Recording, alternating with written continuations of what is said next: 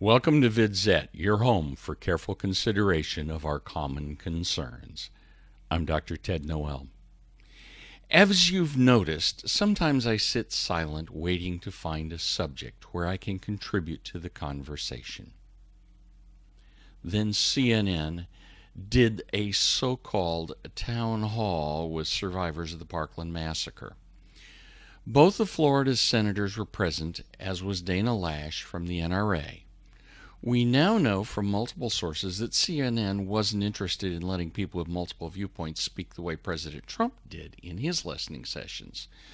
So they even rewrote questions to serve their preferred narrative, and they made no effort to keep the event civilized. Coming from CNN, this doesn't surprise me.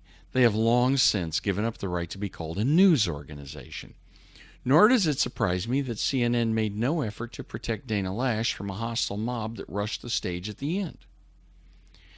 Bill Nelson's wrong-headed argument to ban over 200 guns doesn't surprise me either. What shouldn't surprise me was how mealy-mouthed our Republican junior senator, little Marco Rubio, was.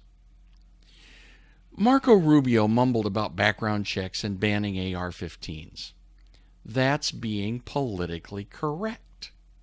Marco is demonstrating that he does not have either a firm understanding of facts or a firm conviction on principles. As the saying goes, if Marco will not stand for something, Marco will fall for anything. The problem that lies behind all this is loosely known as political correctness. It's actually an outgrowth of a philosophical school called Post-modernism. This is a philosophical belief that your truth is a social construct. Your truth can be different from my truth, but they're both true. You got it right. Supposedly, we can believe completely different things, even contradictory things, but they're all true. This is the mindset, and I use the term mind loosely, of the left today. It is why, as Michael Savage notes, liberalism is a mental disorder. Let's deconstruct this cancer. One of the main expressions of postmodernism is, quote, there are no absolutes. In practice, this means that I can never condemn anything you do because in condemning it, I'm declaring that it is absolutely wrong for you to do it. Since there are no absolutes, I have no foundation for my condemnation. And this makes a vicious circle that I have no right to penetrate. It gives license to anyone who wishes to live in that delusion. But when that person declares that there are no absolutes, there really is a comeback that ends the argument. Just ask, are you absolutely sure? If there are no absolutes, they cannot be absolutely certain of their premise. But if they are absolutely certain of their premise, they've just admitted that there are absolutes, and they defeated themselves. Now, don't think this is going to end the argument. Most PC people have grown up in this evil mold and are not using their rational mind. In particular, youth, such as the Parkland survivors, are more likely to react emotionally than rationally, since the rational centers of the youthful brain lag behind the emotional centers in development. Guess what? Biology presents us with facts as well. Youth will tend to be more emotional and less rational than older adults. It's just a plain-out biological fact. That's one reason why lower voting age is not such a hot idea. But the postmodern mind has no trouble proposing a voting age of 16 while demanding a drinking age of 21 and a gun purchase age of 21 because the youth aren't responsible. The lefty is another Alice in Wonderland who believes 6 impossible things before breakfast.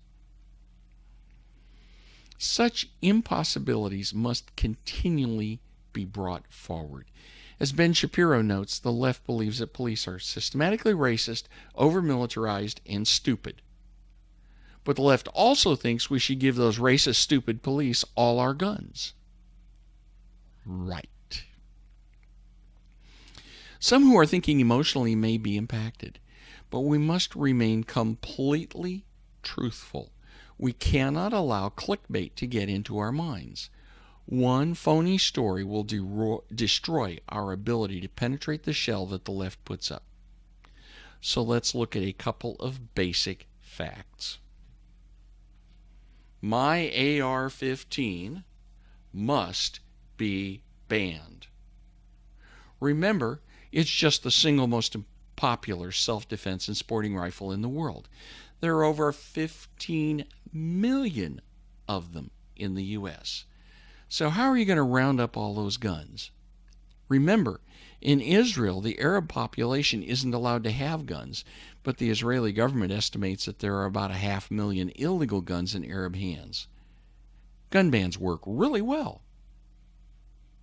Right. Now, by what criteria would you determine that the AR-15 should be banned? It's got a pistol grip.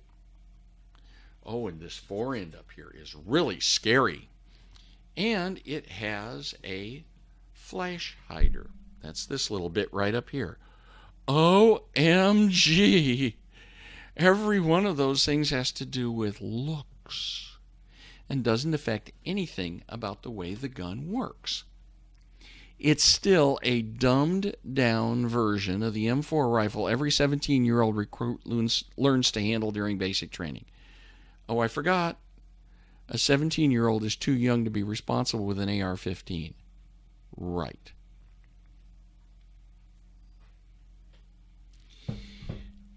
The AR-15 is too lethal for civilians. Let's see. It fires a 55-grain bullet at over 3,000 feet per second.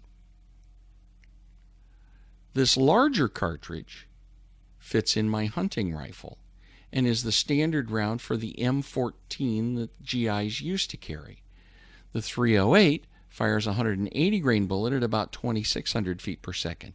That's over twice as much energy as the 223. Now, the Army went to the less lethal AR-15 because soldiers could lug a whole lot more of these little cartridges around than the big ones. And their lower recoil made them easier to shoot. Oh, I forgot. My AR-15 is semi-automatic. That means it fires each time I pull the trigger. Unlike the M4, which has a fully automatic burst mode. So does every revolver. Yeah, they are all semi-automatic. And by the way, my 45, another former military gun. Oh, well, the AR-15 has a detachable box magazine. Well, let's look again. So does my hunting rifle. Oh, we have to limit those magazines to 10 rounds. That will prevent the bad guys from shooting as many people. Let's see. My 45 uses a 7-round magazine. When one magazine is empty, the slide locks open. I drop the empty and put in a new one with 7 more rounds. Now you saw how slow I was there. That really took a long time, didn't it? With practice, I can do that in under a second. I can keep on shooting until I run out of magazines. And that handgun is a lot easier to maneuver inside a building than a big rifle, which bumps into walls and doors and other things. I'm sure that reducing the magazine size is going to help.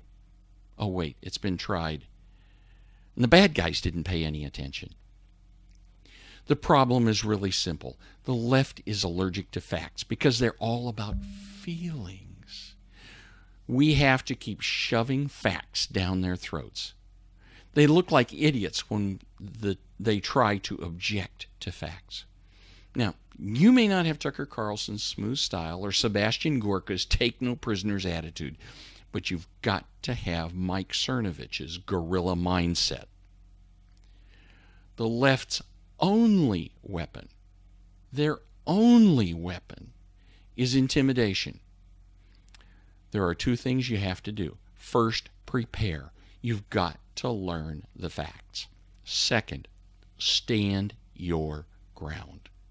Keep throwing facts at them. Never back down, and don't let them change the subject. The truth is absolute and corresponds to reality. It does not care whether a lefty agrees or not. It is objective and knowable and follows the laws of logic, whether there's a pragmatic benefit or not.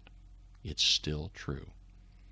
In the Parkland massacre, innocents died. We can agree with the left that that's a tragedy. Then we must force them to the subject at hand.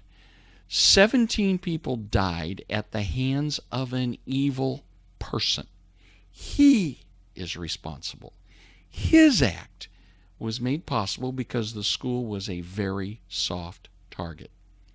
Once he got inside, he was the only person not at risk. So limit the discussion to those two things because they're the only ones that matter. The shooter got to the school with the gun because law enforcement completely failed in its job. When he started shooting, the law enforcement officer on scene failed utterly because this guy refused to do his job. And that left zero opposition for a shooter who wanted to commit unspeakable evil. Our only proper answer is to harden these soft targets. Anything else is to give in to postmodernism and condemn more to die needlessly. We must embrace the dignity of life by allowing good guys with guns to protect others from bad guys with guns. I'm Dr. Ted Noel. Please like VidZ on Facebook, support VidZ on Patreon, and follow @VidZ on Twitter. Thanks for watching.